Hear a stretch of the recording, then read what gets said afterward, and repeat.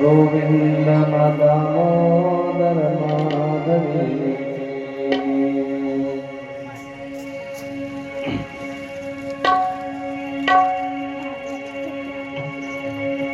गोपाला गोपाला रे प्यारे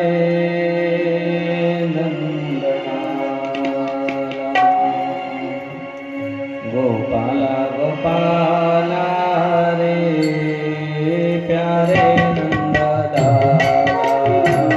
गोपाला गोपाला रे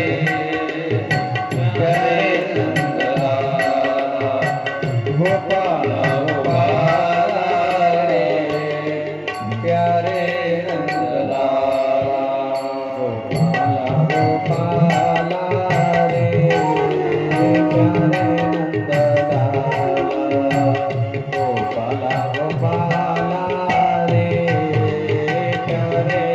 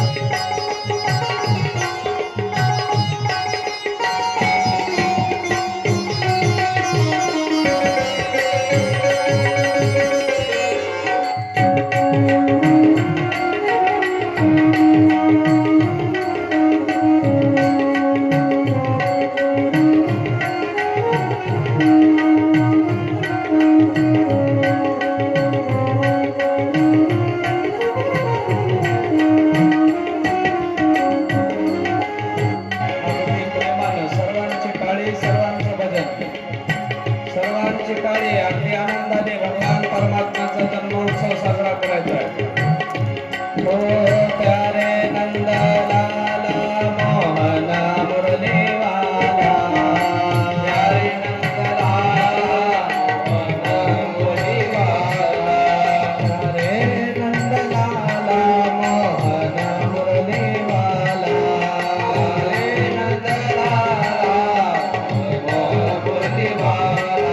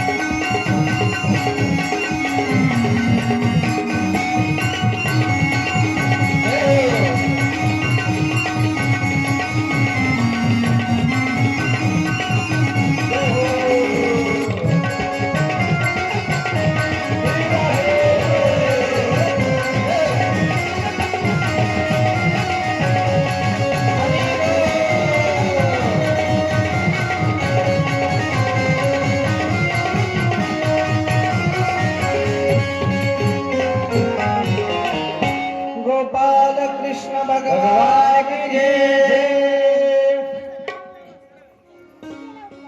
गोपाला गोपाला हरे नंदलाला।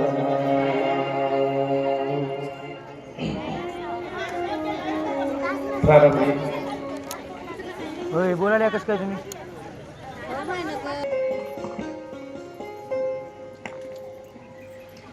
भगवान परमात्मा श्री गजानन, माता सरस्वती, श्री गुरु महाराजांच्या चरणावरती शिरसाष्टांग वंदन करून आज थोडासा उशीर झाला, हरकत नाही, 10-15 मिनिटं आपणही पुढे जाऊ, काही अडचण नाही.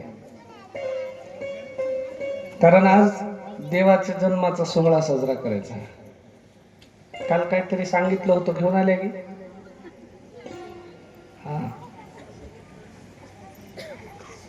आणल्या की महाराज म्हणा सुंठवडे चांगले बनवून आणल्या म्हणा.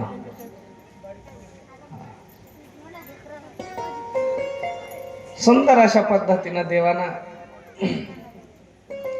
कितीतरी दैत्यांचा भार या पृथ्वीवरनं फेडला. अनेक राक्षस इथं माजलेली होती.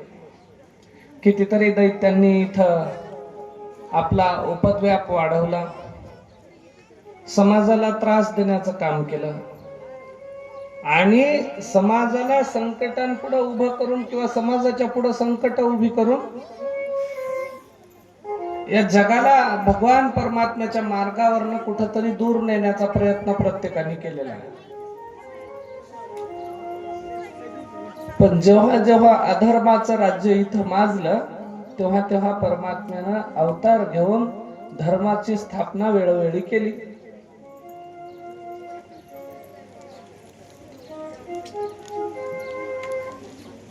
संकट खूप आली पण धर्म त्या संकटांच्या पुढे शरण गेला नाही. कलीचा प्रारंभ होत असताना देखील धर्म कलीला शरण गेला नाही, धर्म श्रीमद भागवताला शरण गेला. म्हणून धर्मावरती आघात किती जरी झाले, नियतीनं केले काय, काळाच्या ओघात झाले काय, दुष्ट प्रवृत्तींचे झाले काय, आघात धर्मावरती किती होऊ द्या, पण त्या आघातांना, त्या आक्रमणांना पुरून उरण्याचं काम त्या ठिकाणी सात्विक वृत्तीच्या लोकांनी किंबहुना देवाच्या मार्गावरती चालणाऱ्या लोकांनी केलं. काही जणांच्या हिश्श्याला कौटुंबिक कलह येतो, काही जणांच्या हिश्श्याला सामाजिक कलह येतो, काही जणांच्या हिश्श्याला पारमार्थिक आंतरिक कलह येतो आणि त्या गोष्टींमध्ये सगळे जण अस्ताव्यस्त होऊन जातात. ते लोकांना त्यातनं मार्ग सापडणं कठीण होऊन जातं. पण नामाच्या रस्त्यावरती जे लोक असतात, कुठल्याच पद्धतीने त्यांना कशाचं भय वाटत नाही, त्या लोकांना कशाचीही चिंता नसते. ते आपला आपला रस्ता धरून चालतात. परिणामी कोरोना सारखी किती महारोग येऊ द्या की कुठल्याही पद्धतीच्या सुनामी येऊ द्या, महापूर येऊ द्या, त्या लोकांना कशाच गोष्टीची चिंता नसते, कारण सगळी चिंता त्यानं देवावरती सोडलेली असते.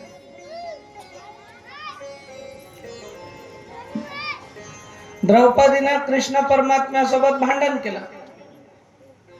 काय म्हणून भांडण केलं द्रौपदीनं? देवा म्हणले या कौरवाईसोबत फक्त एक शकुनी होता, हुशार म्हणलं. बाकी त्यांच्या पक्षामध्ये असलेले भीष्म पितामह सुद्धा आमच्याच हिशोबाचे होते. कृपाचार्य, द्रोणाचार्य सारखे विद्वान साधू पुरुष आमच्याच हिशोबाचे होते. कर्ण सुद्धा धर्माच्या आचरणावर चालणारा होता. सगळे चालणारे असताना देखील एका शकुनीच्या डोक्यावरती, त्याच्या बुद्धिमत्तेवरती एवढा मोठा आघात झाला आणि द्यूत क्रीडेमध्ये माझा अपमान करण्याचा प्रयत्न त्या लोकांनी केला. फक्त त्यांच्याकडे शकुनी होता, दुसरं कुणीही नव्हतं. आणि आमच्या पक्षामध्ये तू इतका मोठा असताना देखील त्या द्यूत क्रीडेच्या त्या सभेमध्ये हस्तिनापुराच्या राज दरबारामध्ये माझ्यासारख्या स्त्रीच्या पदराला हात घालण्यात आला आणि माझं वस्त्रहरण करण्याचा प्रयत्न केला गेला. आणि तू माझा इतका मोठा मला भाऊ म्हणवतोस, माझा सखा म्हणवतोस, माझा प्राणप्रिय जीवलग म्हणवतोस, आणि तू मात्र माझी काहीही मदत केली नाही. म्हणून द्रौपदीने देवाला भांडण केले. आणि सहजासहजी आपणही खूप वेळा देवाला भांडण करतो का नाही? देवाला कधी भांडण केलंय की नाही? काय त्यानं नीट केलं मग? कोणता चटकन मला धावून आला, एवढे 9 केले, 6 केले, उपास केले, तापास केले, त्यानं मोह काय चांगलं केलं म्हणते. एक चांगलं केलं नाही तर वाईट तरी काय केलं? आमची कर्म कुठंतरी चुकली असतील.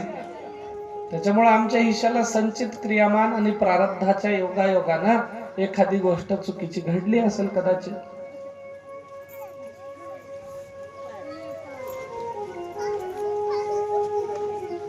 राजानं आपल्या 3 मंत्र्यांना जवळ बोलवलं आणि 3ही मंत्र्यांना जवळ बोलावून सांगितलं, बाबा तिघाही जणांना 100-100 रुपये दिले आणि सांगितलं या 100-100 रुपयाचे बाजारात जाऊन चांगले चांगले फळं घेऊन या. ज्यानं जास्तीचे फळं घेऊन येईल त्याला बक्षीस देतो म्हणला. ही परीक्षा आहे. कोण म्हटलं? राजा. कोणाला? मंत्र्याला. ज्यानं कोणी जास्तीचे फळं घेऊन येईल तिघातून त्याला बक्षीस देतो म्हणून राजानं सांगितलं. 100 रुपये दिले आणि चांगले चांगले या 100 रुपयात फळं आणा म्हटले. मग आणा म्हटल्याच्या नंतर राजानं त्या मंत्र्यांना पाठवून दिलं. मंत्री बाजारात गेले आणि बाजारात गेल्याच्या नंतर त्या मंत्र्यांनी, एका मंत्र्यानं नासके, सडके, कुचके, खराब झालेले एक मोठी थैली भरून फळं घेतले 100 रुपयात. हलके हलके साधे साधे राहतात बघा. इकडं 200 रुपये किलो शेप विकायला गेलं तर इकडं 100 रुपयामध्ये 1.5 किलो देते. टाकून दिलेला माल असतो तो, गाळणी खाली निघालेला माल असतो. मग त्यानं तशी थैली भरून आणले.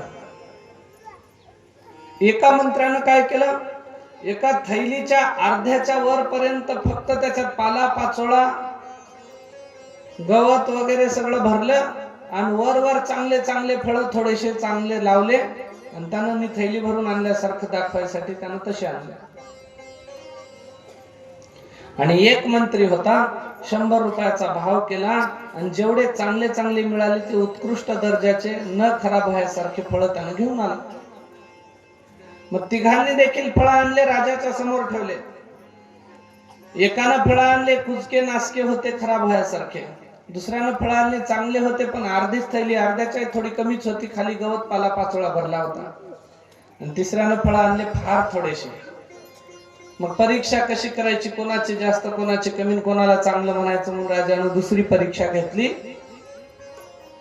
या 3ही मंत्र्यांना कारागृहामध्ये टाका म्हणला. या 3 जणांना सांगितलं, आता आजपासून 1 महिना तुम्हाला कारागृहात जेलमध्ये टाकण्यात येईल आणि 1 महिनाभर तुम्ही जे तुम्ही आणलेले फळ आहात तेच खाऊन राहायचं. काय करायचं? जे आणलेले फळ आहात तेच खाऊन राहायचं.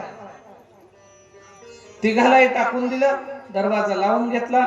1 महिन्याच्या नंतर काढणार. आता ज्यानं नासके कुचके फळ आणले होते, 1-2 दिवस त्यानं ते खराब खराब फळ खाल्ले, तिसऱ्या दिवशी बिमार पडले. दुसऱ्यानं थोडेसे फळं आणले होते आणि खाली पालापाचोळा भरला होता, त्याचे 2-3 दिवसात फळं संपून गेले. कारण पोटाची भूक मनुष्याला काही सुधरू देत नाही. आणि प्रारब्धानं क्रियामानानं आमच्या संचितानं काय आमच्या वाट्याला येईल काही सांगता येत नाही. आणि जे चांगले फळं आणलेलं अर्धी थैलीच घेऊन आलं होतं, पण चांगले उत्कृष्ट दर्जाचे फळं होते. ते फळं त्यानं घेतले, जे खराब व्हायचे होते ते अगोदरचे 7-8-10 दिवसात खाल्ला, आणि जे चांगले चांगले आणखी जास्त दिवस टिकायचे होते ते त्यानं पाठीमागं खाऊन असा सुंदर 1 महिनाभर त्यानं दिवस काढले. 1 महिन्याच्या नंतर त्या कारागृहाचा दरवाजा काढला. बाहेर काढल्याच्या नंतर पाहतात तर काय, पहिले जे नासके कुचके फळं आणून टाकलेलं होतं ते मरून पडले.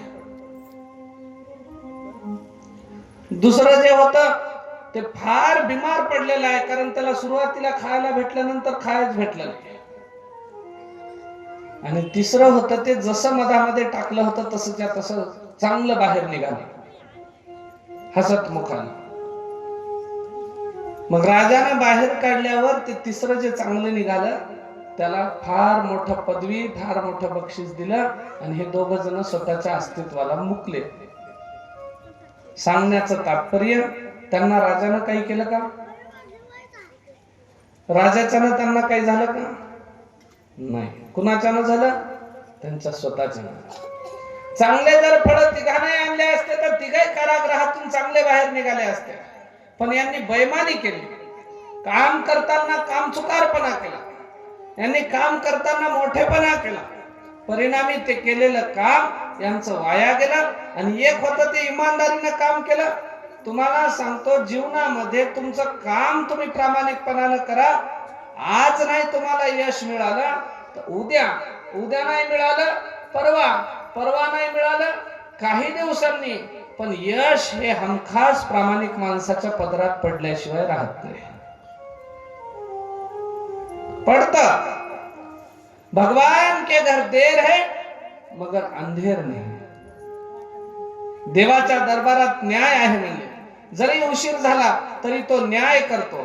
पांडवांना वनवास भोगावा लागला, पांडवांना दुःख सहन करावं लागलं, पांडवांना कष्ट भोगावे लागले, पण पांडवांना राज्य मिळालं, धर्म मिळाला. आणि कौरवांकडे सगळ्या सुखसोयीच्या गोष्टी होत्या, पण अत्याचारानं वागले. परिणामी कौरवांमधलं एक सुद्धा शिल्लक राहिलं नाही. का? कारण बेईमानीनं वागलेल्याचं काही शिल्लक राहत नाही, आणि प्रामाणिकपणानं वागलेल्याचं काहीच नुकसान होत नाही. हा नियतीचा आणि ईश्वराचा सिद्धांत आहे महाराज.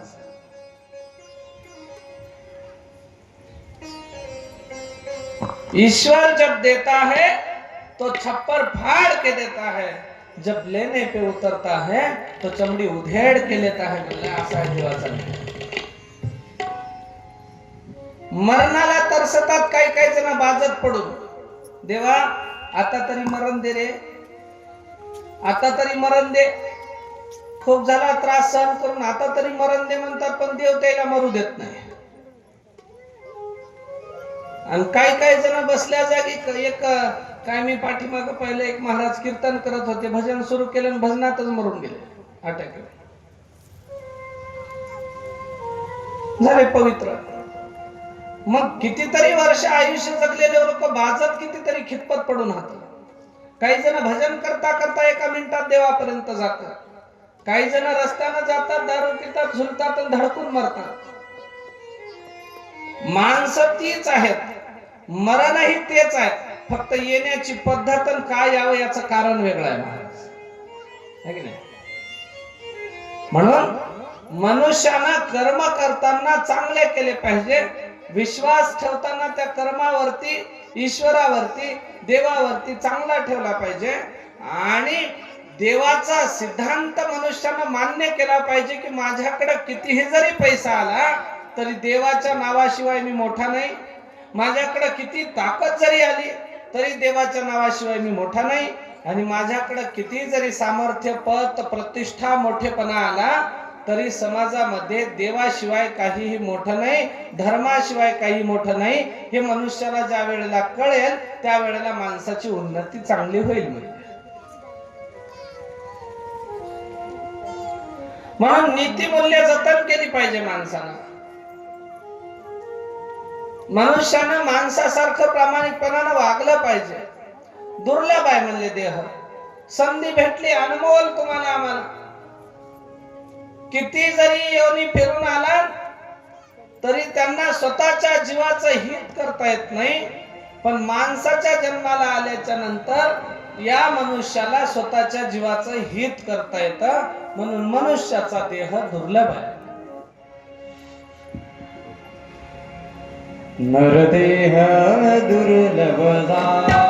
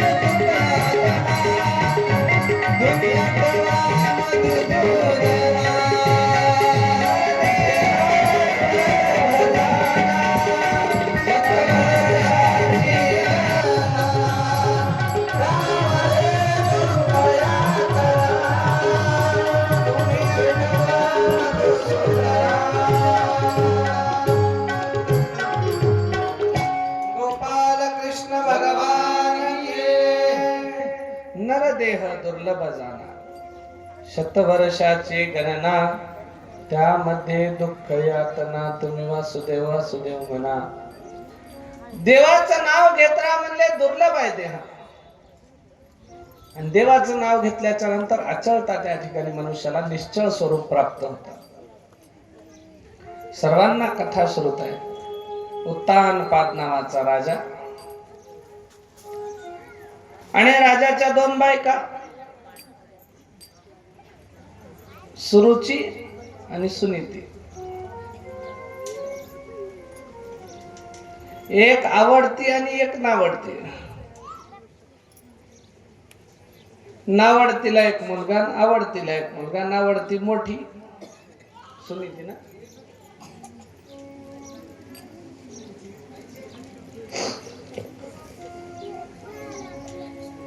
आणि सुनीती आणि सुरुची दोघींना सुद्धा एक एक मुलगा आहे.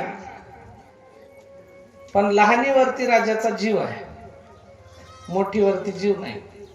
कारण ते म्हणतात ना, काना मागून आली तिखट झाली, असंच आहे.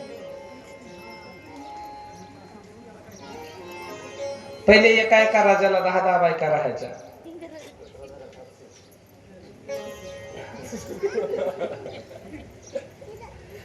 आता एकही सांभाळणं होईना झाली म्हणून काय करता, नाईलाजानं आता संसार चालवावा लागतो म्हणून एक तरी करायला. नाही तर खरं पाहिलं तर एकही सांभाळणं माणसाला मुश्किल झालं हे पाहिजे.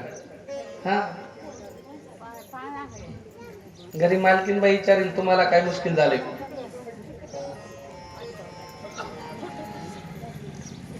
मुश्किल आहे झालं, भेटायला झाली कुठली भेटते महाराजाला, है की नाही. तिच्या रंगरंगोटीलाच माणूस पुरी होईना झाला. हॅलो बोला, ते क्रीमचं पाकिट संपलंय, घेऊन या. काय डोसक्यावर वजा आहे, हातात गाडी चालवायला लागलो. तुझं काय मधातच घराला आलं, काय घराला आलं, भाकर पाहिजेत नाही का संध्याकाळी. घेऊन येतो घेऊन येतो, अर्ध नको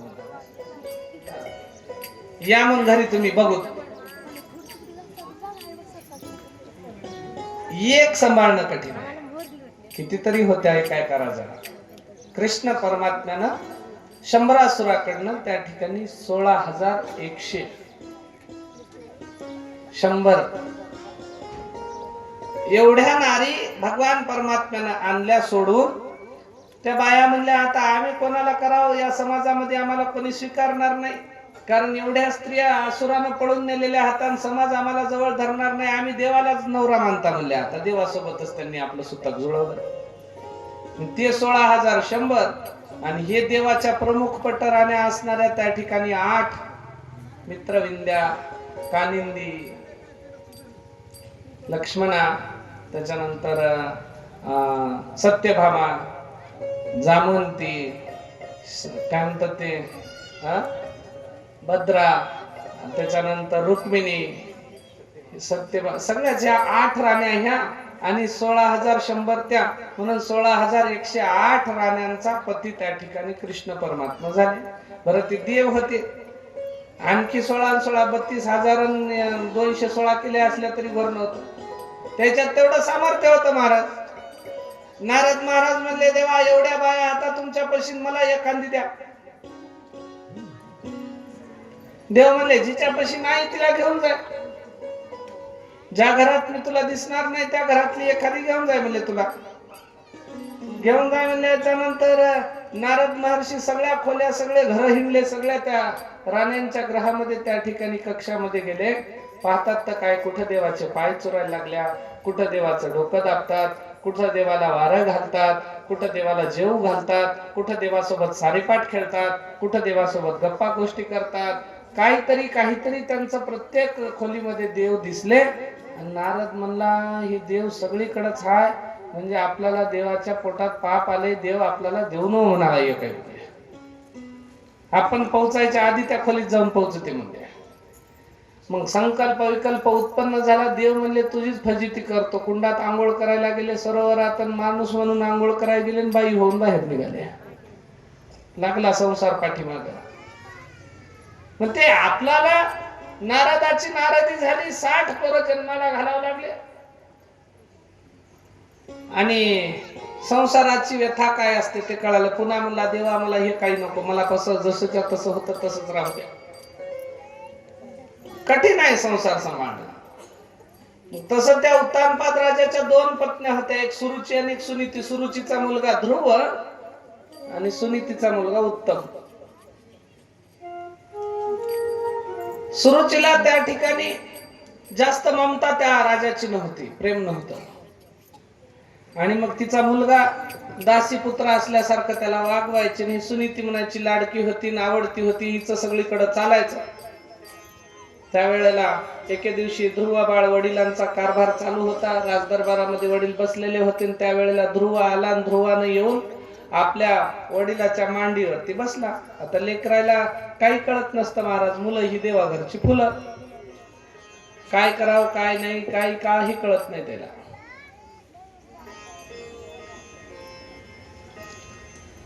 मग ते आलं ना आपल्या वडिलांच्या मांडीवरती बसलं.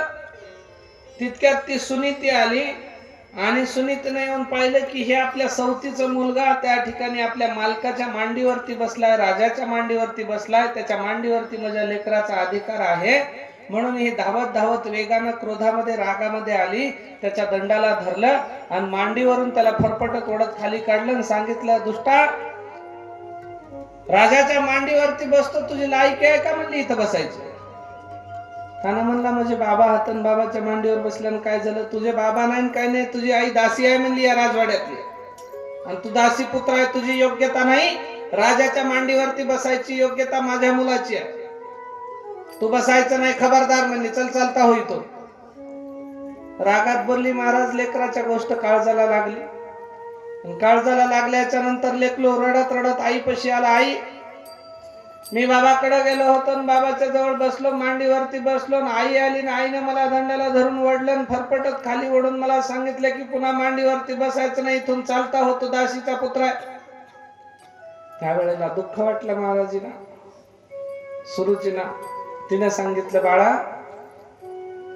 जाऊ दे, पुन्हा जाऊ नको म्हणली दरबारामध्ये, तू काही आवश्यकता नाही जायची. यांना म्हणला पण मला बाबाच्या मांडीवरती बसायचं, ते बाबा आहेत ना माझे, मला मांडीवरती बसायचं. ते म्हणले अरे आपला अधिकार तिथं आता चालत नाही, तुझ्या वडिलाचं प्रेम आपल्यावरती राहिलं नाही आणि तू कशाला अष्ट करायला लागला. नाही नाही म्हणला, मला आता लेकरांना परिस्थिती कळत नसते महाराज, मला बसायचंच आहे, बाबाच्या मांडीवरती बसायचंय, मला काही करून मांडीवरती बसायला घेऊन चाल. आई म्हणली मी दरबारात येऊ शकत नाही, कारण मी तुझ्या बापाची नावडती पत्नी आहे, मला त्या दरबारात येता येणार नाही, तू हट्ट करू नको. नाही नाही म्हणला, मी भाकर खाणार नाही, पाणी पिणार नाही, मला वडिलांच्या मांडीवरती बसायचं बसायचं आहे. त्यावेळेला ही सुरुची म्हणली बाळा तुला खरंच वडिलांच्या मांडीवर बसायचंय? त्या म्हणला हो. मग मला एक गोष्ट सांग म्हणली, तुला मांडी कशी पाहिजे, कधीतरी संपणारी पाहिजे का कायमस्वरूपी मांडी पाहिजे? नाही म्हणला मला कायमची पाहिजे. मग ज्या वडिलाच्या मांडीवरती तू बसायची इच्छा करतो ना, त्या वडिलांचं 100 वर्षाचं आयुष्य संपल्याच्या नंतर त्या वडिलांना मरण येईल, मेल्याच्या नंतर ते शरीर संपून जाईल, मग ती मांडी कुठे शिल्लक राहील? म्हणजे जर तुला खरंच मांडीवरती बसायची इच्छा असेल तर जा वनांतरामध्ये, भगवान परमात्म्याची तपश्चर्या कर, साधना कर, साधू संतांना शरण जा आणि ईश्वराच्या मांडीवरती बसण्यासाठीचं मागणं परमेश्वराला माग. या नश्वर बापाच्या मांडीवरती बसायचं मागणं तू मागू नको. आईनं प्रेरणा दिली बाळाला आणि बाळ जंगलामध्ये निघून गेलं. छोटस बाळ आहे आणि वनांतरामध्ये गेल्याच्या नंतर तपश्चर्येला बसलंय, पण आता कशाची तपश्चर्या करावं माहित नाही. आणि जिथं कुणीच नसतं तिथं संत असतात, जिथं कुणी नसतं तिथं साधू महात्मे मनुष्याला भेटतात. त्यावेळेला नारद महर्षींची भेट ध्रुवाला झाली आणि ध्रुवाने विचार केला, महाराज मला देवाला प्राप्त करायचंय, त्याची तपश्चर्या करायची, त्याची भेट घ्यायची, मला त्याच्या मांडीवरती बसायचंय, मला देव कसा भेटेल याचा रस्ता त्या ठिकाणी दाखवा. त्या नारद महर्षींनी या ध्रुवाला नाम दिलं भगवान परमात्म्याचं, ओम नमो भगवते वासुदेवाय नमः. नाम दिलं. छोट्याशा बाळानं देवाचं नामस्मरण एवढ्या दृढ अंतकरणानं घेतलं, एवढ्या सात्विक वृत्तीनं अंतकरण पूर्वक देवाचं नाव घेतलं आणि घेतल्या क्षणाला त्या ठिकाणी तपश्चर्या घनघोर झाली. याच्या नामस्मरणाची हाक भगवान परमात्म्यापर्यंत पोहोचत होती आणि पोहोचत असलेल्या या नामस्मरणामधून त्या ठिकाणी त्या ध्रुवाची हाक परमात्म्याला गेली. देव साक्षात प्रकट झाले. विचारलं, ध्रुवा अरे किती कठोर तपश्चर्या करतो, पाणी नाही, अन्न नाही, स्वतःचा प्राण त्यागण्याची तत्परता तुझ्यासारख्या छोट्याशा बाळानं करावी. इथं विद्वान झालेले, आयुष्य पूर्ण झालेले आणि आयुष्याचा पूर्ण सुगंध त्यांनी घेतला, अशा लोकांना सुद्धा आणखी देवदेव कसं करावं ते कळत नाही. आणि तुझी कायाती किती छोटासा आहेस म्हणलं तू, आणि इतक्या लहानपणामध्ये तुला एवढं मोठं बळ तरी कुठून आलं? देवा मला फक्त तुमची प्राप्ती पाहिजे. अरे पण कशासाठी एवढा हट्ट कशासाठी करतो?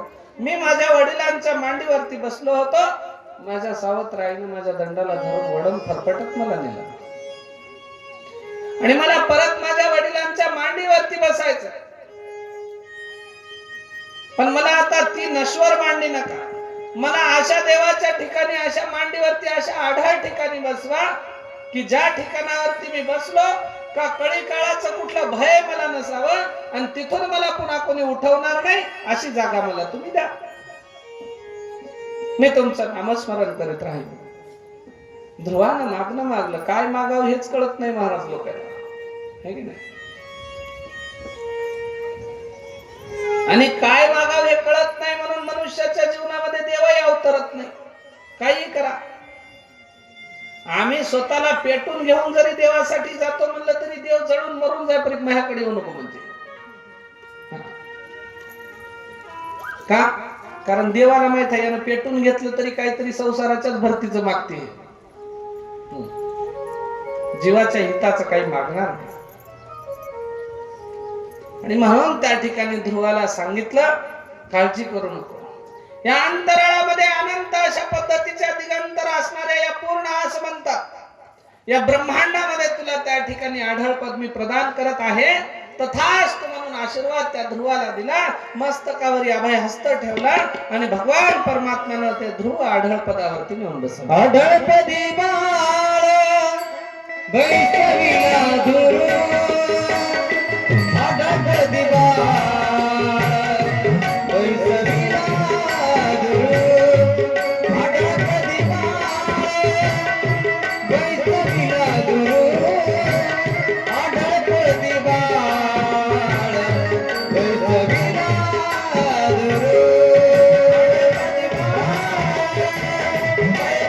ध्रुव.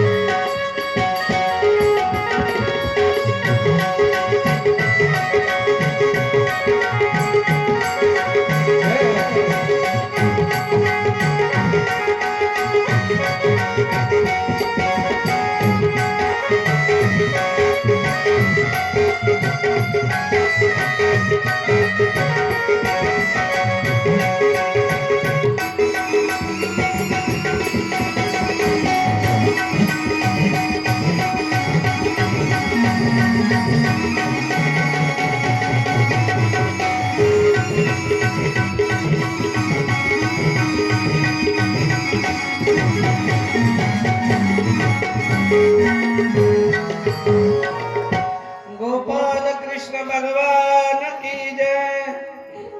आढळपदी बाळ बैसविला ध्रुव. ध्रुवाला आढळपद दिलं आणि भगवान परमात्म्याने त्याचा उद्धार केला.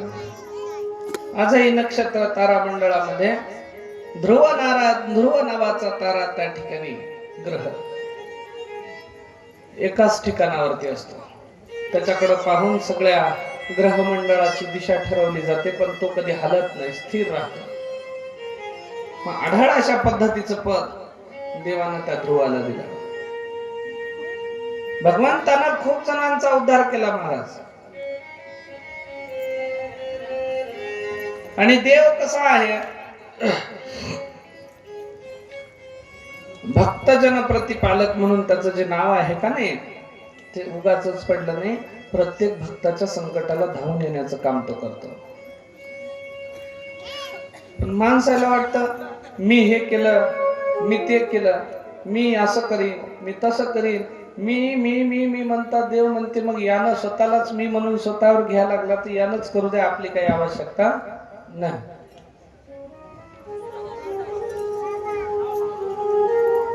भगवान परमात्म्याच्या कृपेने आमच्या इथं अशा पद्धतीचं कार्य आरंभ केलेलं आहे म्हणतात. आणि पुन्हा शैलीधारी आली त्याला म्हणतात देव काय एवढं सगळं मी केलं म्हणतात. एवढं सगळं मी केलं म्हणतात. काही काही जणांना तर देवच कळत नाही महाराज. भाषणाला बोलिले एका जणाला, आणि भाषण विषय काय आहे? या जगात देव नाही. सांगायला लागला ज्ञान, भलतलय सांगायला लागला. काय म्हणला, आता या जगात काय देव असते का? देव कोणाला दिसते का? माणूसच देव आहे, असं झालं तसं झालं. देव देव करायच्या काय वेगळ्या क्रिया करायची गरज आहे का?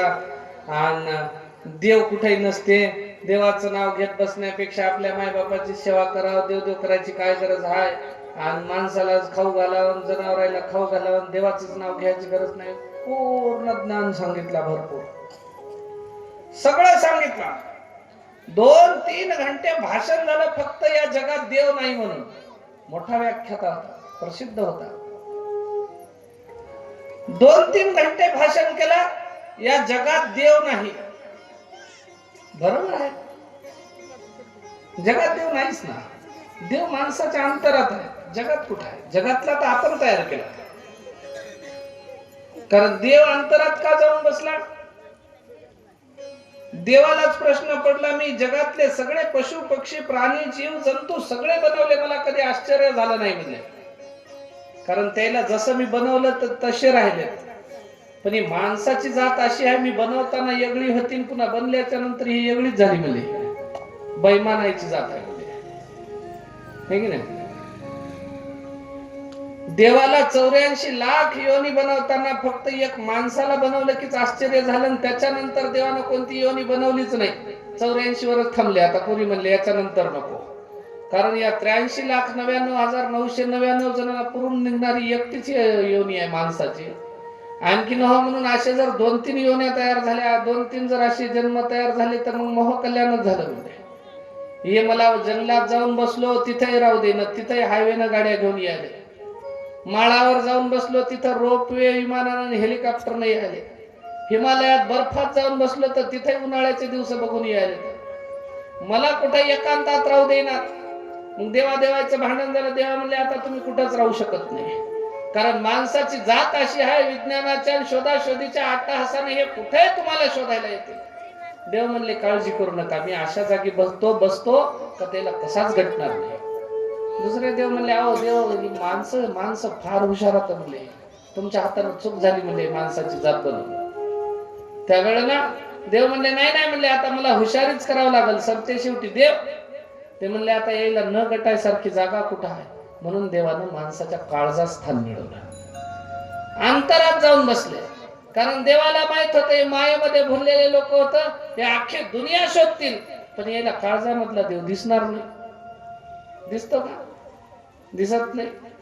मग काळ मंदिरातला दिसतो, पोथ्या पुराणांमधला दिसतो, दुसऱ्यातला देव दिसतो, पण आपल्यातला देव दिसत नाही.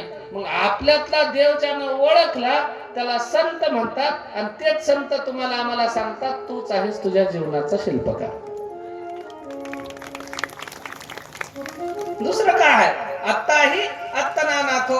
अरे बाबा, तू तुझ्या जीवनाचा शिल्पकार आहे, तूच खरा देव आहे, तूच खरा परमार्थ आहे, परमात्मा स्वरूप आहेस, तुझ्यातच ईश्वराचा अंश आहे.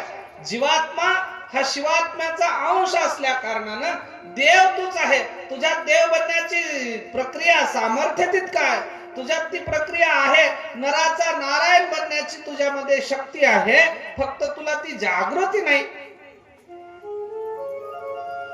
मग ते याचंही काय झालं का?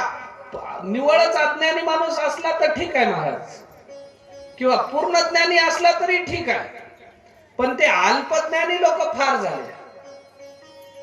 आणि अर्धवट ज्ञानानं लोकांना देवही कळलं, धर्मही कळलं. मग देव हाय म्हणून सांगाव की देव नाही म्हणून सांगाव ते कळलं झालं. मग आता 3 घंटे भाषण केला यानं. देव या जगात नाहीच म्हणला.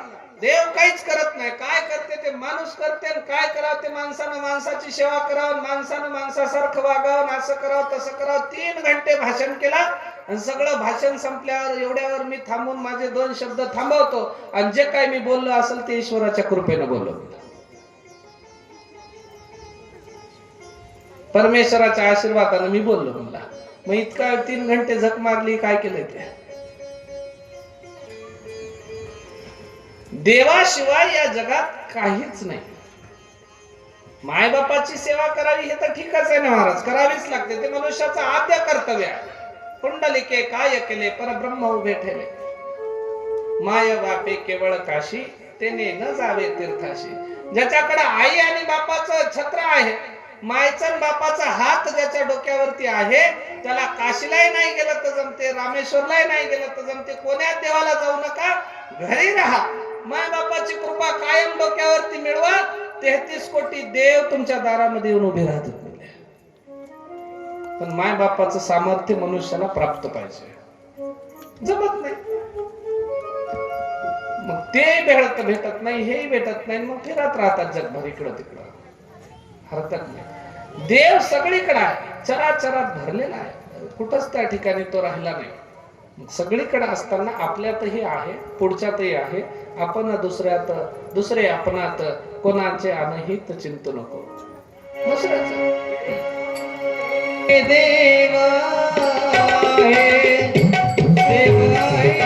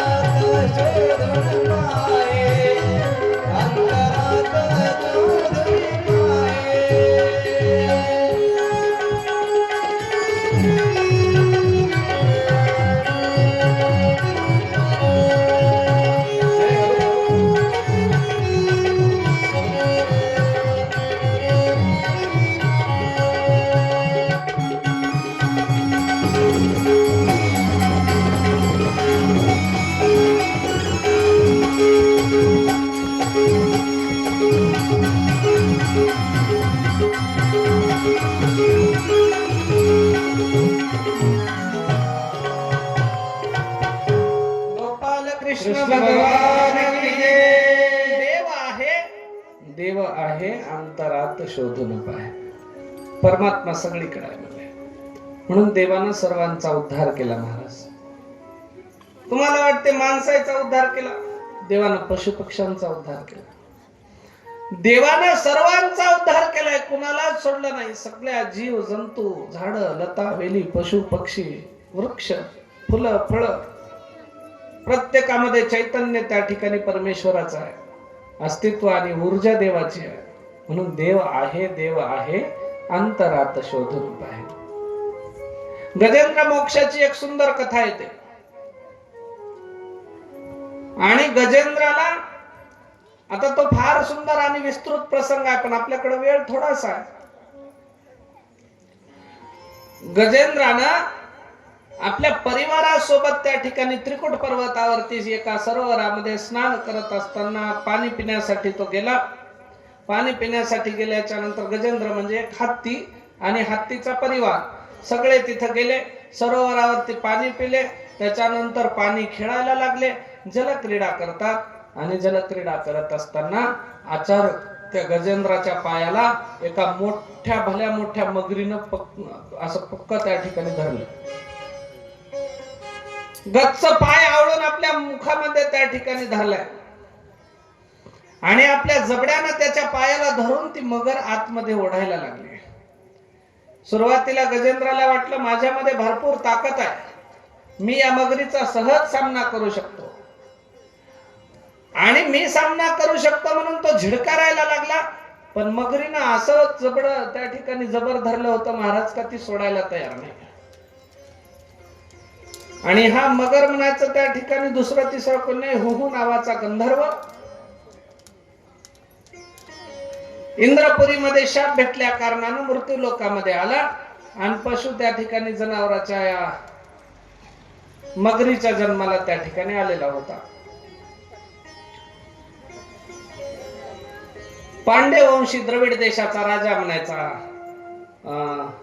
इंद्रद्युम्न.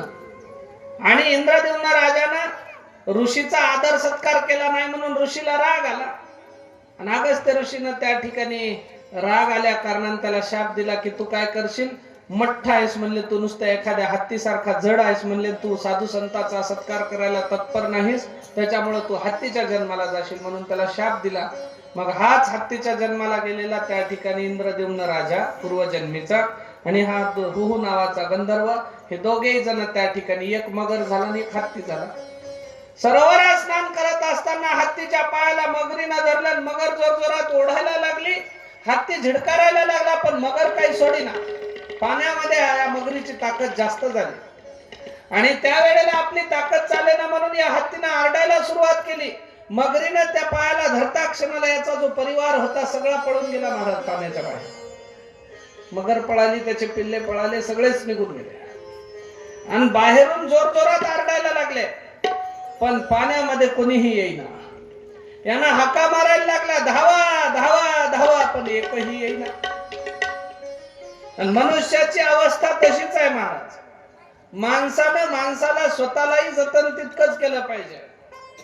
संसाराची भरती करता करता कधी जर माणसाला कुठली व्याधी झाली, कुठला रोग झाला, नाही म्हणलं माणूस जर व्यवस्थित वागणं गेला तर त्याला नव म्हणून आता खूप मोठ्या मोठ्या बिमाऱ्या निघाल्या. कॅन्सर आहे, बीपी आहे, शुगर आहे, अटॅकचं प्रमाण वाढलं, त्याच्यानंतर मोठे मोठे रोग आहेत, त्याच्यानंतर आता डायलिसिस व्हायला लागलं, कुठले ब्लॉकेज निघाले माणसाचे आणि काहीच होईना गेलं तर कोणाकोणाला मूळव्याध व्हायला मसाले खाऊन, है की नाही. कुठलीही तुम्हाला व्याधी होऊ द्या पण परिवार तुमच्या सोबत किती जरी प्रेमाने असला तरी परिवार त्या व्याधीमध्ये काही करू शकत नाही, कारण शरीराची इजा ज्याची त्याला असते. हळहळ करतील सगळे, अरे अरे कसं झालं, अरे अरे कसं झालं, सगळे हळहळ करतील पण कुठून, दुरून. त्या शरीराचा ताप कोणाला होते का, नाही होत, आपला आपल्याला. म्हणून ज्याचा त्याला ताप आहे तर मग ज्याचं त्यानं स्वतःच राखणही करणं गरजेचं आहे. महा हत्ती जोरजोरात आरडतोय पण बाहेरून हाका मारल्यानंतर सुद्धा तो घरात कोणी येईना त्या पाण्यामध्ये सोडवायला. मग यानं खूप प्रयत्न केला, कुणीच सोडविना. शेवटी यानं विचार केला की बाबा आता आपल्याला सोडवणार कोणी नाही. मग आता जेव्हा माणसा जोपर्यंत काय म्हणतात, सगळे आपल्या परिवाराला, नात्या गोत्याला सगळ्याला हाका मारतात. माझा भाऊ, माझी बहीण, माझा बाप, माझी माय, माझे लेकर, माझी मावशी, माझा मावसा, चुलता, माझे पुतणे, माझे भाष्ये, सगळ्याला हाका मारतात. आणि जेव्हा कोणीच येत नाही तेव्हा भटकीचे चक बैमान हात म्हणतात एकाचे, नाही रे नाही कोणाचे कोणी, नाही रे नाही कोणाचे कोणी, नाही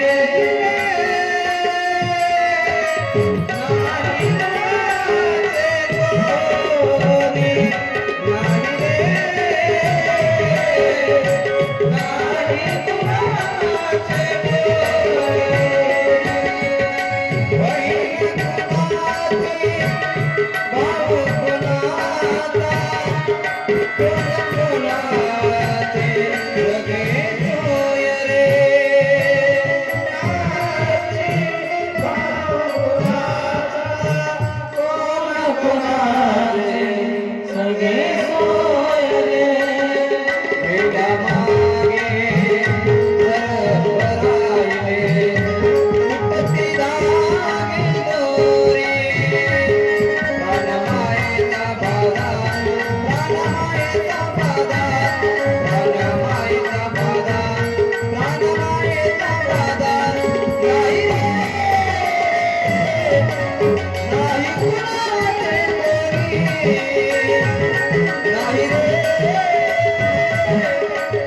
नाही कोणाचे कोणी.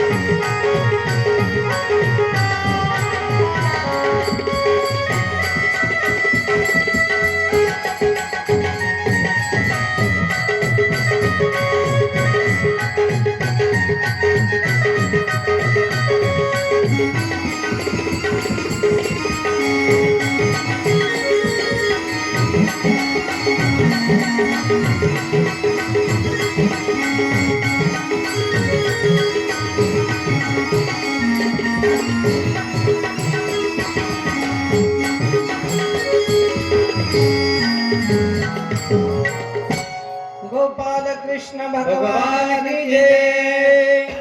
नाही रे नाही कुणाचे कोणी. कोणीच नाही म्हणलं आपल्या. कारण महाराज म्हणतात सगळे जेव्हा आपल्याकडनं संबंध तोडून टाकतात आणि पूर्वीचा काळ तर थोडा ममतेचा मायेचा होता महाराज लोकांचा. आता तर लोकांमध्ये प्रेमही उरलं नाही है की नाही. या हातानं देवावं तर या हातानं घ्यावं अशी परिस्थिती झाली. मग पैसा असू द्या, व्यवहार असू द्या की प्रेम असू द्या, हा त्याचाच आपल्यावर जीव नाही ना. आपण काय म्हणून जीव लावा म्हणतो. बैमान दुनिया बैमान झाली. त्यानं आपल्याला जीव लावला तर लाव. कोण लावायला नाही. व्यवहार सरली प्रीत सरली नाती, सरली प्रीत सरली नाती, खेळच सरला आणि सदा खेळच सरला.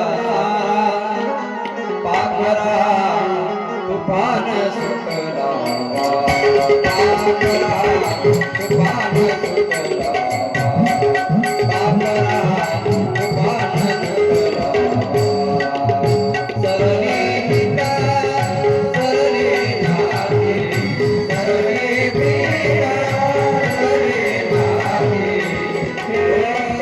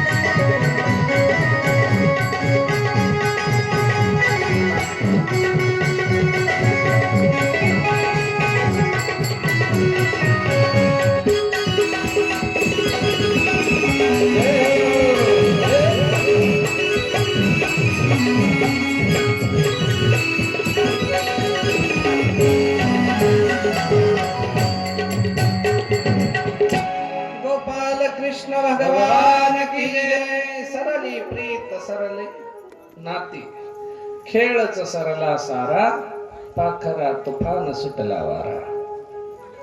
सगळी माया ममता लोकांमधली सरली महाराज. सामूहिक नावाचा शब्दच काही दिवसांना संपून जाईल है की नाही. आणि आम्ही काय कोणावर अवलंबून आहोत का ना. आम्हाला काय कोणाची गरज आहे का ना. आम्हाला काय कोणाचं देणं घेणं आहे का ना. आम्हाला काय कोणाची कमी आहे का है की नाही. ते लहानपणी आम्ही शाळेला असायचो तेव्हा आम्ही म्हणजे सगळेच आपण तुम्हाला माहित असेल ते संत्र्या गोळ्या भेटायच्या एवढ्या एवढ्या. 1 रुपयाला 4 नाही 8 भेटायचा. 8 4. हा आणि ते गोळ्या घेतल्याच्या नंतर समजा यदा कदाचित आता एक गोळी जर भेटली आपल्याला खायला आणि 4 जण जर सोबत असले तर अशा एका कपड्यामध्ये शर्टाच्या धरायची, त्याच्यात अशी घालायची मधात, अशी धरायची, दाताखाली फोडायची चिमणीच्या दाताला, आणि फोडून ती गोळी थोडी थोडी प्रत्येकानं खायची. असं होतं. ते संपलं आता, है की नाही?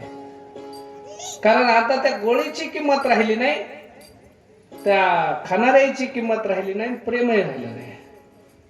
आता आम्ही लहान असताना मला 1 रुपया द्या म्हणून भांडण करायचे घरचे, नाही 1 रुपया दिला तर पाय आपटायचे, लोळायचे 1 रुपयासाठी. आणि समजा यदा कदाचित एखाद्याला 1 रुपया दिला आणि चिल्लर नव्हती म्हणून दुसऱ्याला 2 रुपयाचा बंदा दिला, त्याला 2च कस काय दिले म्हणून पुन्हा भांडण करायचे, आणखी लोळायचं, गदा लोळायचं ना, है की नाही? आता राहिलं नाही महाराज. मला 1 रुपया द्या म्हणायचा तर विषय संपला. 1 रुपया फक्त आता एकाच जागी कामाला येते. तिथे कवा परातीमध्ये 10च्या 50च्या 100च्या नोटा दिसायला आता, है की नाही? राहिली नाही किंमत आता. पैसे द्या मला म्हणलं की 5 रुपयाचा चिप्सचा पुडा आणून खायले कार्टे इतके चालू. बिस्किटचे पुडे, चिप्सचे ते टोपले काय, मुरकुल काय, किंमत राहिली नाही. पाखरा तुफान सुटला भरा, सगळी मजा संपली आता. आणि त्यातल्या त्यात हे मोबाईल आले, याच्यानं तर माणसाला आता काही कळच नाही झालं. महाराज नोकरीहून निघाला, ऑफिस मधून बाहेर निघाला, गाडीत बसला, गाडीतून घरी आला, घरी येऊन बिल्डिंग मध्ये, अपार्टमेंट मध्ये, आता त्याला त्याच्या याच्यात जायचं, 4थ्या मजल्याचं बटन दाबायचं, ते 5व्या मजल्याचं दाबलं, मोबाईल आहे हातात, गेम खेळत खेळत. आणि 5व्या मजल्यावरती गेला, त्याला वाटलं सगळी बिल्डिंग सारखी आपलंच घर आहे. मोबाईल बघत बघतच त्या लिफ्टच्या बाहेर निघाला आणि दुसरीच्याच घरात शिरला. बरं, ते स्वयंपाक घरामध्ये मोबाईलच घेऊन होती बिचारी. तिला वाटलं आपले मालक आले नोकरीवरून, तिनं पाणी आणून दिलं गिलासात, मोबाईल बघतच आहे इकडं. त्यानं पाणी पिलं. तिनं चहा आणून दिला, त्यानं चहा पिला, त्यानंही मोबाईल मध्ये, ही नाही मोबाईल मध्ये. आणि सगळं चहा पाणी झाल्यावर आता फ्रेश व्हायचं म्हणून थोडासा मोबाईल बाजूला ठेवला आणि पाहतो तर काय आपण दुसऱ्याच्या घरात आहोत. अशी अवस्था झाली महाराज माणसाची. काय सगळं अस्ताव्यस्त झालं लोकांचं आयुष्य. मग अस्ताव्यस्त झालेल्या आयुष्याला जाग्यावर आणण्याचं काम हे शास्त्र करतात, हे ग्रंथ करतात, ही कथा करते आणि संत करतात. म्हणून मनुष्यानं विचार केला पाहिजे. हे सगळे हे जे साहित्य आहे हे सगळे संपणारे आहेत महाराज. इव्हन इथपर्यंत हे पुस्तक सुद्धा, हे ग्रंथ सुद्धा, याचे पानं सुद्धा कधीतरी फाटतील, कोळीस जातील, हे संपून जातील. पण याच्यामधलं जे ज्ञान आहे ना, ते ज्ञान अमृतासारखा संजीवनीचं काम करतं. ते आयुष्यभर टिकतं. मिळालेलं ज्ञान कधी माणसाचं वाया जात नाही. म्हणून ज्ञान फार महत्वाचं आहे, परमेश्वराचं नाम फार महत्वाचं आहे, आणि भक्ती फार महत्वाची आहे. ती तुम्हाला आम्हाला करायची. भगवंताची भक्ती कितीतरी भक्तांनी केली आणि देवानं त्यांचा उद्धार केला. पुढे त्या ठिकाणी हिरण्याक्ष झाला, हिरण्यकश्यपू झाला, बळीचा उद्धार त्या ठिकाणी. येन बद्धो बलिराजा दानवेंद्र महाबल तेन तामपि बंधनामे रक्षे माचल माचल. 3 पग भूमी मागून वामनांनी बळीराजाला पाताळात घातलं, असुरांचं राज्य खाली नेलं आणि पुन्हा धर्माची स्थापना केली.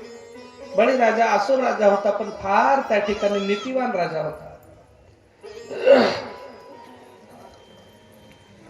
बटू वामनाचं रूप धारण केलं, नरसिंह भगवान झाले, हिरण्याक्ष वराह भगवान झाले, कूर्म भगवान झाले, मत्स्य भगवान झाले.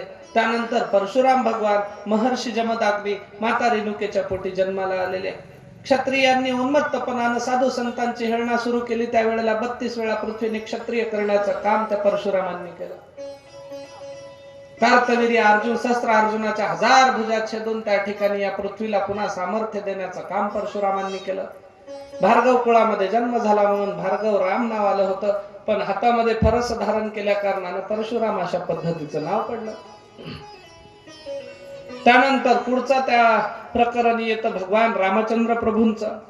आता व्यास महर्षींनी फार सुंदर वाल्मिकी ऋषींनी फार सुंदर अशा पद्धतीचं चतुश्लोकी रामायण सांगितलं. आदो राम तपोवनादिगमनम हत्वा मृदंगम कांचनम वैदेही हरणम जटायु मरणम सुग्रीव संभाषणम बाली निर्दलनम समुद्र तरणम लंकापुरी दाहनम पश्चात रावण कुंभकर्ण हननम एतद् श्री रामायणम.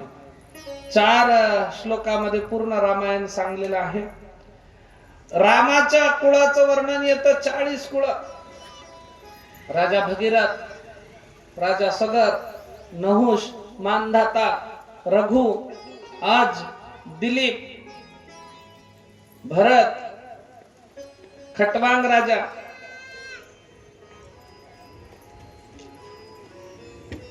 आणि अशा कितीतरी राजा महाराजांनी या सूर्यवंशामध्ये, रघुवंशामध्ये दशरथ राजा आहे.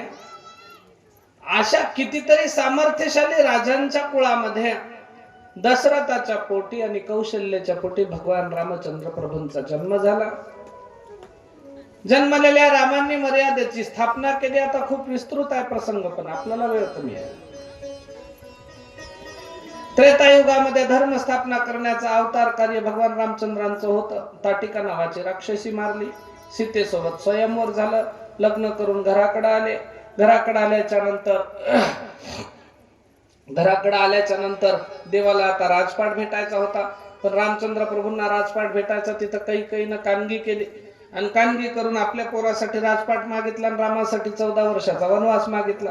दशरथांनी जड अंतकरणानं आपल्या लेकराला वनवासाला पाठवण्यासाठी आदेश दिले. जाण्यासाठी त्या ठिकाणी वनामध्ये रामचंद्र प्रभू, भगवान राम, श्री सीताजी आणि श्री लक्ष्मणजी तिघही जण त्या ठिकाणी जंगलामध्ये गेले. जंगलात राहायला लागले. पूर्ण अयोध्या सोडली, पंचवटीला आले. तिथे येऊन शूर्पणखा यांच्याशी भिडली आणि त्यावेळेला शूर्पणखेचं नाक लक्ष्मणजींनी कापलं. परिणाम त्या शूर्पणखेनं आपल्या भावाला जाऊन, म्हणजे या जगतातला सगळ्यात सामर्थ्यशाली राक्षस कुळाचा राजा असणारा दशानन रावण, त्या रावणाला सांगितलं. रावणानं येऊन भगवान रामचंद्र प्रभूंची पत्नी सीता मातेचं हरण केलं. रामचंद्र प्रभू शोधासाठी गेले. त्यावेळेला जंगलामध्ये जटायूनं सांगितलं की या दिशेला रावण घेऊन गेलाय. भगवंताचा शोध चालू असताना किष्किंधा नगरीमध्ये पंपा सरोवराच्या सानिध्यामध्ये असणाऱ्या या सुग्रीवाचं राज्य होतं. बालीनं हिरावलेलं होतं. त्या बालीचं निर्दलन भगवान परमात्म्याने केले. सुग्रीवाला राज्य मिळून दिलं. वानरांसोबत मिळून आपली एक संघटना बनवली. संघटना बनवून लंकेचा शोध घेण्यात आला. हनुमंतराय त्या ठिकाणावरती गेले. रावणाचा शोध काढला. अशोक वाटिकेत माता सीता आहेत, त्यांचा शोध, त्यांची खबर घेऊन आले. परत सगळ्या वानरांना गोळा करून सेतुबंध अशा पद्धतीचा करण्यात आला. लंकेवरती आक्रमण करण्यात आलं.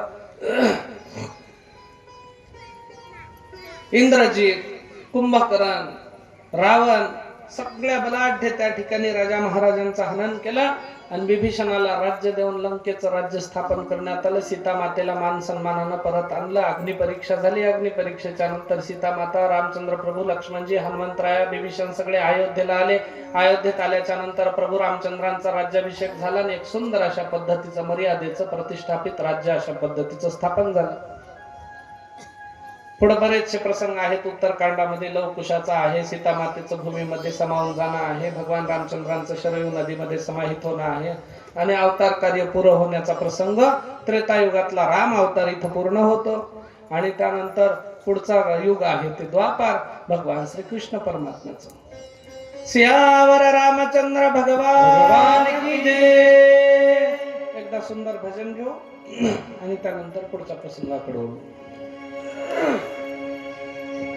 राजा राम राम राम सीता राम राम राजा राम राम राम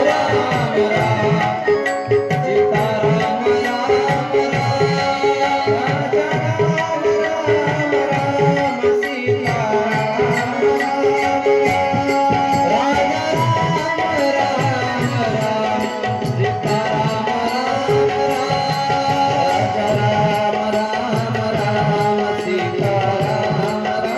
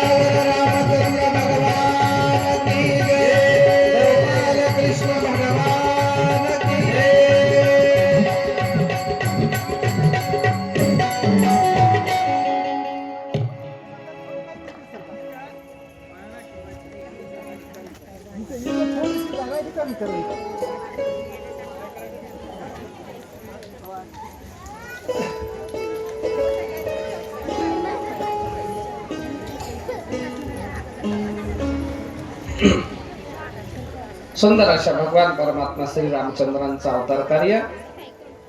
त्यानंतर द्वापाराला प्रारंभ झाला. मथुरा नगरीचे राजे उग्रसेन महाराज यादवांचे प्रमुख आहेत आणि उग्रसेन महाराजांचा एक पुत्र आहे, मुलगा. त्या उग्रसेनांच्या मुलाचं नाव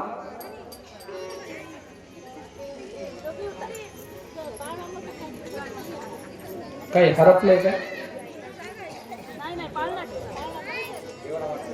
हे म्हणलं बोलत बोलत अशा सरकायला लागल्या, काय हरपलंय काय म्हणलं एखादं तोळाभर.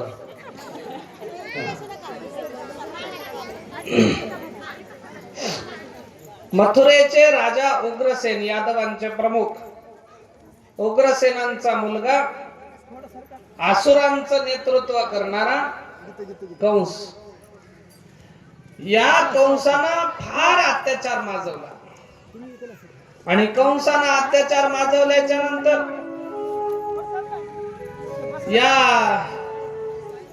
पृथ्वीला पुन्हा पापाचं ओझ झालं आणि पृथ्वीनं देवाची प्रार्थना सुरू केली. देवा म्हणले आम्हाला याच्यातून सोडवा, आम्हाला या पापाच्या वजातनं त्या ठिकाणी मोकळं करा, आम्हाला याच्यातनं सोडवा. समोर घ्या तिथं ठेवा, तिथं नंतर आणा इकडे पुन्हा.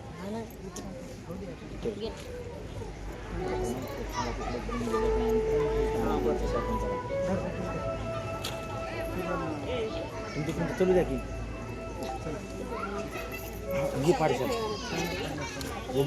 त्यावेळेला पृथ्वीची प्रार्थना परमेश्वराने ऐकली आणि प्रार्थना ऐकून पृथ्वीला सांगितलं, बाई काळजी करू नको, मी येणार आहे, तुला पापाच्या ओझ्यातनं मोकळं करणार आहे. पापाच्या ओझ्यातनं हलकं करून त्या ठिकाणी पुन्हा पृथ्वी निष्पाप अशा पद्धतीचं या पृथ्वीचं अस्तित्व करणार आहे, तू चिंता करू नको म्हणून भगवान परमात्म्यानं सांगितलं. पृथ्वीला आश्वासन मिळालं, पण हा कंस फारच त्रास देई महाराज. साधू संतांना छळ करायचा, धर्माचं वागणाऱ्यांना लोकांना त्रास द्यायचा, सप्ते बंद पडले, यज्ञ होम हवन बंद पडले आणि सगळे यानं आपलं स्वतःचाच मोठेपणा सुरू केला. राहू द्या, आता बोलू नका. आणि मग या कंसाच्या अत्याचारानं सगळे परेशान असताना भगवंतानं विचार केला की आता आपल्याला अवतार कार्य घ्यावं लागेल. पण कसं घ्यायचं, त्याच्यासाठी काय असतं की देवाला सुद्धा याचं म्हणल्याच्या नंतर काही कारण पाहिजे, तशी जागा पाहिजे, तशा भावनेचे लोक पाहिजे.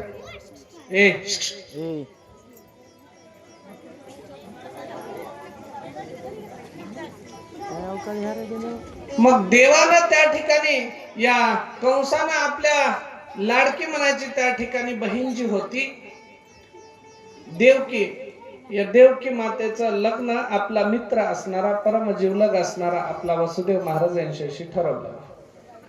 वसुदेवासोबत लग्न ठरवलं.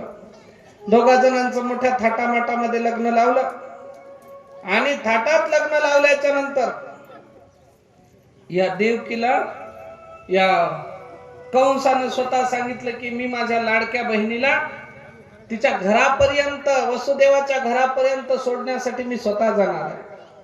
आणि सोडण्यासाठी म्हणून रथावरती स्वार होऊन स्वतः सारथी बनून त्या ठिकाणी वसुदेव आणि देवकीला सोडण्यासाठी तो जात होता. जात असताना आकाशवाणी झाली. आकाशवाणी अशी झाली की दुष्टा, ज्या देवकीच्या लग्नामध्ये तू इतका आनंदित व्हायला लागला ना, काळजी करू नको म्हणले तू. लवकरच या देवकीच्या पोटी 8वा पुत्र जो जन्माला येणार आहे त्याच्या हस्ते तुझा वध होणार आहे, त्याच्याच हाताने तुझा अंत होईल. आणि अंत होईल म्हणल्याच्या नंतर या कंसाला राग आला. रागाच्या भरात कंस म्हणला 8वा पुत्र आपल्या जीवावरती आल्याच्या नंतर कोणी कोणाचं नसतं महाराज. काल फार प्रसंग सुंदर ऐकला मी. एका खड्ड्यामध्ये एका वानरीला टाकण्यात आलं आणि वानरीला टाकण्यात आल्याच्या नंतर त्या वानरीला त्या खड्ड्यात हळूहळू पाणी सोडायला लागले. तिच्यासोबत तिचं पिल्लू होतं. त्या वानरीनं आपल्या पिल्लाला धरलं ना असं वर केलं, पाणी वाढायला लागलेलं होतं खालून. मग खालून पाणी वाढायला लागल्या कारणानं वानरीनं पिल्लाला वर धरलं, आणखी वाढायला लागलं, वर धरायला लागले, आणखी वाढायला लागलं, वर धरायला लागले. तिच्या छातीपर्यंत पाणी आलं, गळ्यापर्यंत आलं, तोंडापर्यंत पाणी आलं. नाका तोंडात पाणी जायला लागलं तेव्हा तिच्या जीवावर जेव्हा आलं तेव्हा तिनं तेच पिल्लू घेतलं आणि खाली ठेवलं आणि त्याच्यावर आपण उभी राहिली. का? कारण जीवावरती आलं होतं. लाडकी बहीण म्हणून आताच त्या ठिकाणी तुम्ही लाडक्याच बहिणी आहात है की नाही? दाजीचे खिशे रिकामे करायचे आणि बहिणीच्या पर्स मध्ये पैसे भरायचे. लाडक्या बहीण, लाडकी बहीण होती. जीवापेक्षा त्या ठिकाणी प्राणाहून प्रिय असणाऱ्या बहिणीला तिच्या पोटचं लेकरू आपल्याला मारणार आहे म्हणून जेव्हा जीवावर गोष्ट आली तेव्हा कंस खडगे घेऊन तिच्यावरती धावून गेला मारण्यासाठी. आणि कंस खडगे घेऊन मारण्यासाठी गेल्या क्षणाला वसुदेव महाराजांनी हात धरला. कंसा, मारू नको म्हणले. तुला धोका कुणापासून आहे? 8व्या लेकरापासून आहे ना? चिंता करू नको, आम्हाला कारागृहामध्ये टाक. 8वं लेकरू तुला देण्याची जबाबदारी माझी आहे, पण आता देवकीला तू मारू नको. कंसाला गोष्ट पटली, कंसानं दोघाला कारागृहात टाकलं. दिवसामागे दिवस लोटले, पहिलं लेकरू जन्माला आलं. कंसानं विचार केला 8वं कोणतं हे कोणाला माहित, मग 8ला 8 मारून टाकू म्हणून मारण्यासाठी पहिलं लेकरू जन्मलं, कारागृहात आला, मोठ्या आरोळ्या ठोकत आला ना. आता मारण्यासाठी लेकराला जवळ घेतलं, पण पोटामध्ये माया उत्पन्न झाली, माया उत्पन्न झाली, ममता उत्पन्न झाली. छोट्याशा लेकराला मी मारू कसं म्हणून कंसानं परत त्या देवकीच्या कुशीमध्ये ठेवलं, निघून गेला. पण नारद महाराज म्हणले यानं पहिल्यालाच नाही मारलं तर 8वं कवा येईल? याच्या हातानं पहिलं मरावं लागल, कारण पापाची पूर्ण भरती झाल्याशिवाय देवाला येता येत नाही. मग याच्या हातून पाप पुरं करून घ्यायचं. मग जबाबदारी नारदाच्या खांद्यावर पडली. नारद गेले आणि कंसाला म्हणले, कंसा तुला माहित आहे का म्हणले पहिलं 8व्या नंबरला येणार आहे की 8वं पहिल्या नंबरला येणार आहे? देव लोक फार हुशार असतात म्हणले, तुझ्या संग काहीतरी छळ करतील, तू पहिल्यापासून मारायला सुरुवात कर. पुन्हा आपल्या दरबारात पुन्हा कारागृहात कंस आला. देवकीच्या कुशीतलं बाळ घेतला, पायाला धरला, गरगर गरगर फिरवला, भिंतीवरती आपटून मारून टाकला. 1 2 3 4 5 6 लेकरं मारले देवकीनं. दुःखाचा सागर तिच्यावरती लोटलेला असताना त्या सहन केला. आणि या देवकीनं देवाला प्रार्थना केली, देवा लवकर ये रे तू, आता तुझ्याशिवाय सोडवणारा कोणी नाही म्हणली आम्हाला. देवकीची प्रार्थना 7वा गर्भ रोहिणीच्या पोटामध्ये स्थापित करण्यात आला. गर्भक्षय झाला, देवकीचा 7वा गर्भ आलाच नाही. आणि मग 8व्या वेळेला जेव्हा लेकरू जन्मायचा दिवसभरात आले, प्रसूतीच्या कळा लागल्या आणि त्या वेळेला त्या कारागृहामध्ये चतुर्भुज मूर्ती त्या ठिकाणी देवाची छोटीशी प्रकट झाली. देवानं सांगितलं, माता चिंता करू नका, 6 भाऊ मारलेत ना, 6 जणांचा बदला घेण्यासाठी मी आता येतो. नुसते 6 जण नाही, या पृथ्वीवरती कितीतरी साधूंना छळ केला या कंसानं. या दुष्टाचं निर्दालन करण्यासाठी आता मी येणार आहे आणि लवकरच त्या ठिकाणी मी आता जन्माला येणार आहे म्हणून त्या कृष्ण परमात्म्यानं श्रीहरीनं चतुर्भुज मूर्तीनं या देवकीला वसुदेवाला सांगितलं. देवकी माता म्हणली, तू जन्माला येशील तेव्हा येशील, पण जन्मतानी काय एवढी मोठी मूर्ती असते का म्हणली जन्म? देवानं लगेच आपला आकार छोटा केला. मग आकार छोटा केल्याच्या नंतर देवकी माता वसुदेव महाराज म्हणले, सगळं खरं आहे, पण जन्मलेल्या लेकराला काय 4 हात असतात का म्हणले, शंखन चक्रन गदान पद्म धारण करून. देवाने आपले 2 हात गायब केले. आता जमते का? वसुदेव आणि देवकी माता म्हणले, सगळं जमते, पण जन्मलेलं बाळ काय बोलत असते का म्हणले. देव म्हणले, बोलणार नाही, पण मी जेव्हा रडायला सुरुवात करीन ते रडणं माझं कंसाच्या कानावरती जाण्याच्या अगोदर तुम्ही काय करा, तर मला नंदाच्या घराला घेऊन जा. नंदाच्या मदनी गुरुळा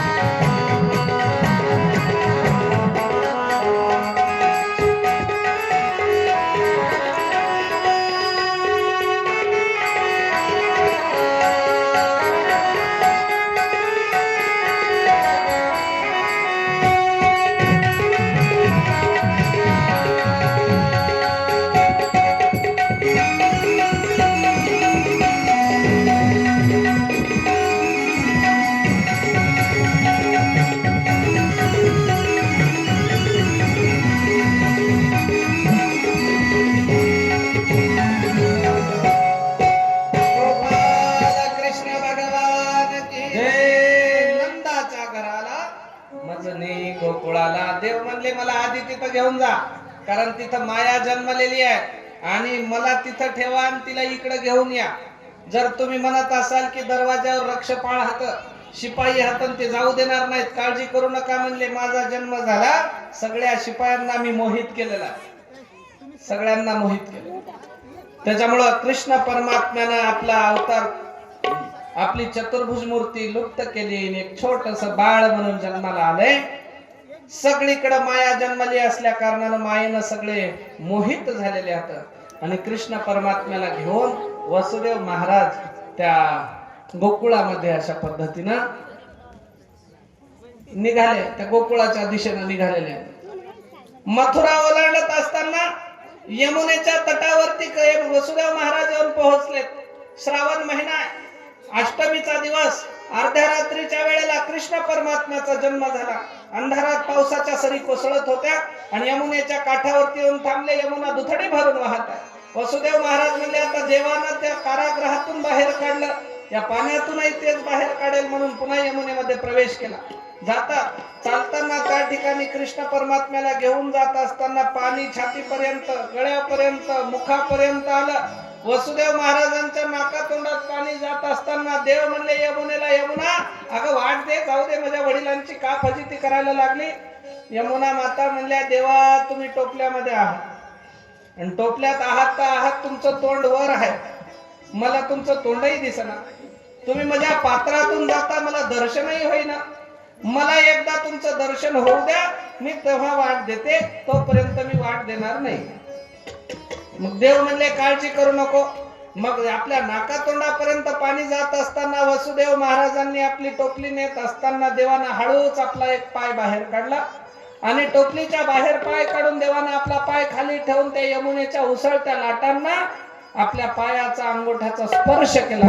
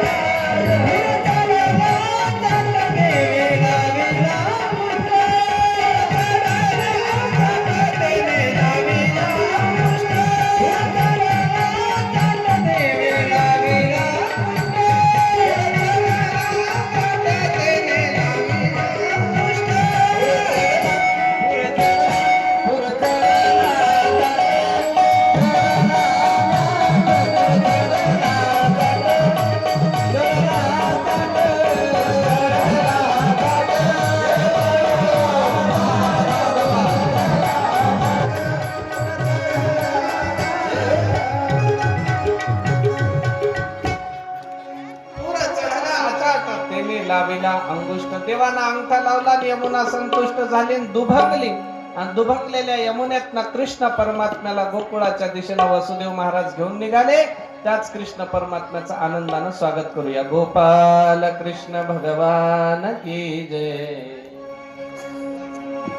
स्वागतम कृष्णा सर्वांनी सुंदर टाळी सुस्वागतम कृष्णा स्वागतम कृष्णा सुस्वागतम कृष्णा स्वागतम कृष्णा सुस्वागतम कृष्णा स्वागतम कृष्णा सुस्वागतम